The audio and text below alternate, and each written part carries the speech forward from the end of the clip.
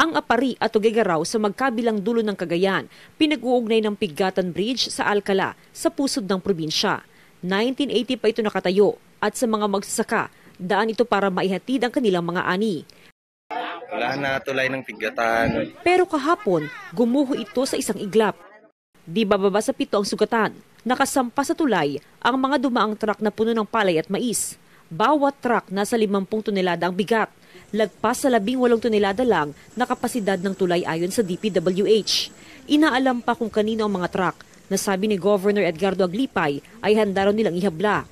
Papakasuhan muna natin sila. Negligence, destruction to public property, at para merong tumanda rin yung mga hindi niniwala dyan sa 18 tons na yan. Yung operator? Yung operator. Ang DPWH naglatag na ng rerouting sa mga apektado ng disgrasya. May inilaang alternatibong ruta para sa mga heavy vehicle, habang ang mga light vehicle pinadadaan sa Pigatan, Marabura, Barangay Road.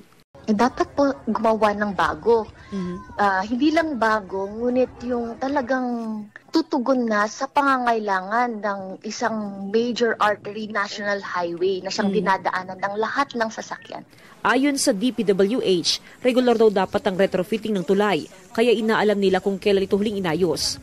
Hindi, pupunta ako sa Cagayan bukas. Trabaho din natin mag-ayos ng mga nasisirang mga tulay. Walang kinalaman sa mga substandard yung bumagsak na tulay. Ito yung problema. Hindi ko pa masasabi yon. So, ina-assess pa lang. May initial feedback pero hindi enough sa akin yung feedback ng district engineer. Kaya nagpadala ako ng mga engineers from the central office. Sa 2026 National Expenditure Program, 45 million pesos ang nakalaan sana para sa rehabilitasyon at major repair ng tulay. Pero hindi na raw ito umabot. Maghahanap po tayo ng pondo either dito sa budget ngayon or sa susunod na taon. Pero kailangan to at the very least may temporary bridge tayo na itayo dyan very soon. Ang nangyari sa Alcala, wala pang 1 taon mula nang bumagsak nitong Pebrero ang Kabagan Santa Maria Bridge sa Isabela. Bumigay rin ito dahil sa pagdaan ng mga truck na sobra sa 44 na toneladang kapasidad nito. Ang isang truck nga, mahigit 100 na tonelada ang bigat.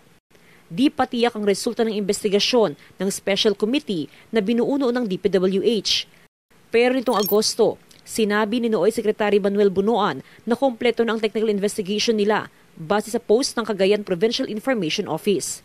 Sabi ng kalihim ngayong si Vince Dizon, di pa malinaw kung overloading ang rason ng pagbagsak ng Kabagan Santa Maria Bridge. Ang kaibahan kasi ng Kabagan tsaka nito, yung Kabagan bagong-bago yun eh. No? At napakalaki ng tulay na yon. Ang naririnig ko dyan, posible ding may design flaw yung bridge na yon. Jasmine Gabriel Galban ng GMA Regional TV, nagbabalita para sa GMA Integrated News.